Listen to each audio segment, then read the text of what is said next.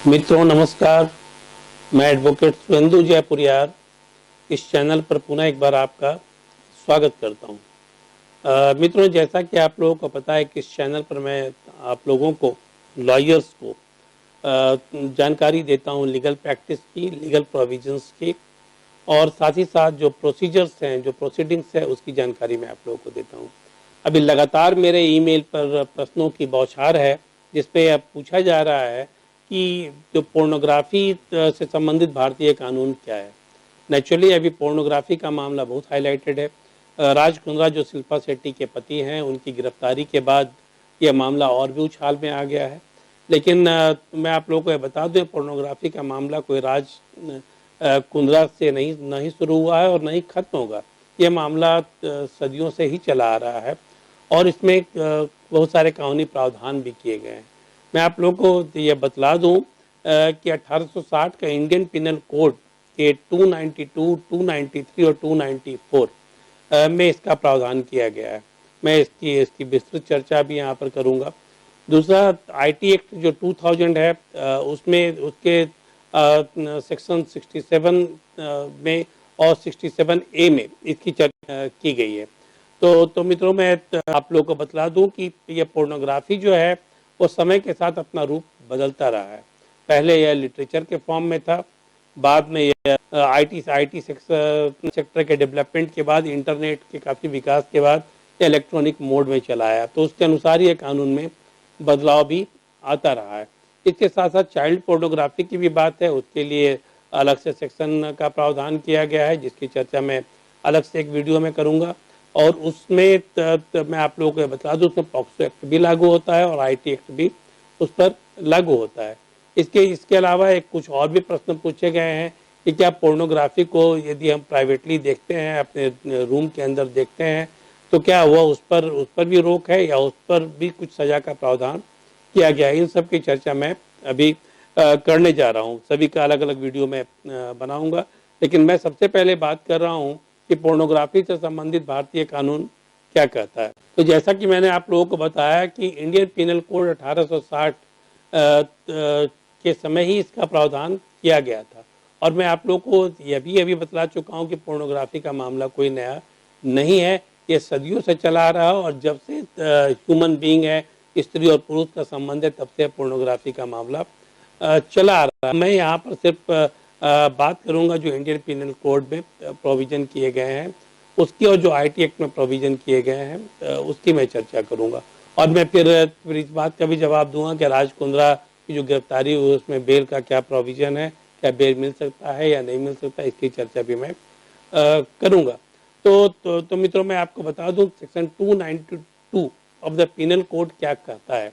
यहाँ पर यह कहता है कि यदि कहीं पर भी जो ऑफ सीन मटेरियल, ठीक है, कोई सेक्सुअल मटेरियल पब्लिश किया गया है और पब्लिश कर उसको बेचा जाता है, पब्लिकली यदि बेचा जाता है, तब ऐसी स्थिति में जो व्यक्ति ऐसा कर रहा है, जो पब्लिश कर रहा है उसे भी, और जो बेच रहा है उसे 2 साल की सजा हो सकती है और साथ ही साथ उसे जुर्माना भी भरना पड़ सकता है।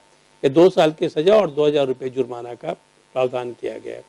फिर 293 भी है, जिसमें स्पष्ट किया गया है कि ये 20 साल से कम उम्र के बच्चों को पोर्नोग्राफी का मटेरियल बेचा जाता है, यदि ये साहित्य को बेचा जाता है, उनके बीच में प्रमोट किया जाता है, तब ऐसी स्थिति में भी उसमें सजा का प्रावधान किया गया है। इसमें सजा का प्रावधान 3 साल का किया गया है और साथ ही साथ 5000 रुपये का फाइन भी रखा गया है।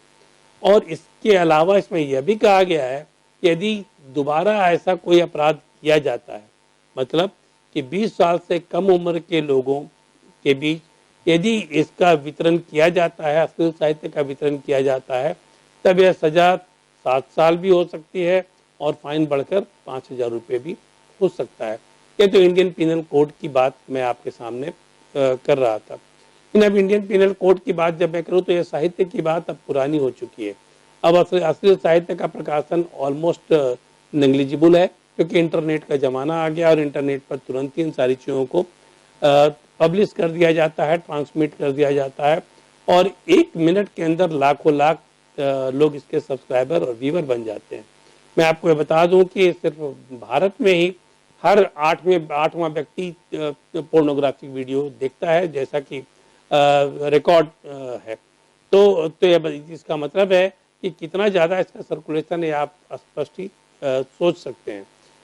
जब यह आईटी एक्ट की बात आती है और जब इंटरनेट की बात आती है, तो इंटरनेट के द्वारा जब इसको पब्लिश किया जाता है, जब इसको ट्रांसमिट किया जाता है, तब नेचुरली शुरुआती दौर में तो इस पर कोई कानून था ही नहीं, इस पर कोई बंधन भी नहीं था और इंडियन पिनल कोड के तहत उस पर कार्रवाई की जा सकती थी। लेकिन 2020 में इंफॉर्मेशन टेक्नोलॉजी एक्ट लाया गया, जिसके तहत आईटी के सेक्टर में भी इंटरनेट के द्वारा भी यदि कोई ट्रांसमिट किया जाता है, कोई पब्लिश किया जाता है ऑब्सीन मटेरियल, तब ऐसी स्थिति में भी वहाँ पर भी सजा का प्रावधान किया गया है। जिसमें कि मैं आप लोगों को बतला दूं कि उसका जो सेक्शन 67 है, जो यह कहता है कि यदि ऑब्सीन मटेरियल, मैं दो चीज़ों को स्पष्ट कर दूं, एक ऑब्सीन मटेरियल और दूसरा सेक्सुअली एक्सप्लिसिट मटेरियल, दोनों दो चीज़ें हैं। ऑब्सीन मटेरियल यदि कहीं नग्न तस्वीर भी पब्लिश की जाती है, कोई इस ढंग की इरोटिका वाली चीज़ भी पब्लिश की जाती है, तो 67 के दायरे में आता है।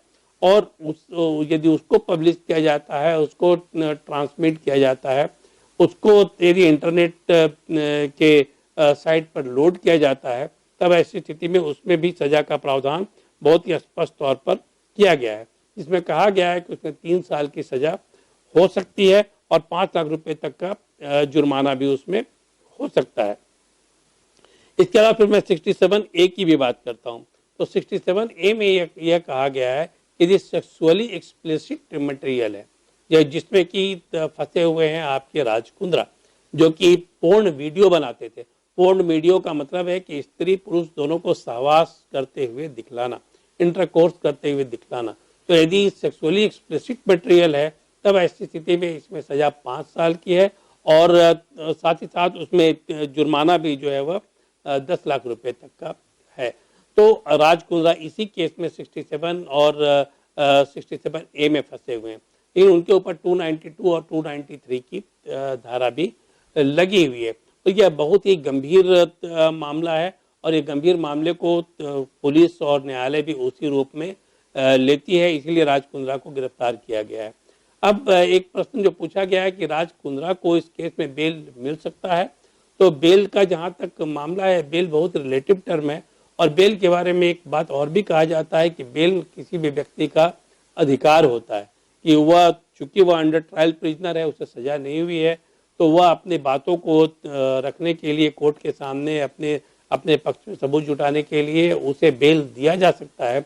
लेकिन चूंकि यह मामला बहुत ही गंभीर है, सोसाइटी से जुड़ा मामला है, लड़कियों को एक्सप्लॉइट करने से जुड़ा मामला है और ऐसी स्थिति में इसे बेल मिलने की संभावना थोड़ी कम है और ये नॉन बेलेबल सेक्शन है। बेलेबल सेक्शन तो है भी नहीं, नॉन बेलेबल सेक्शन है।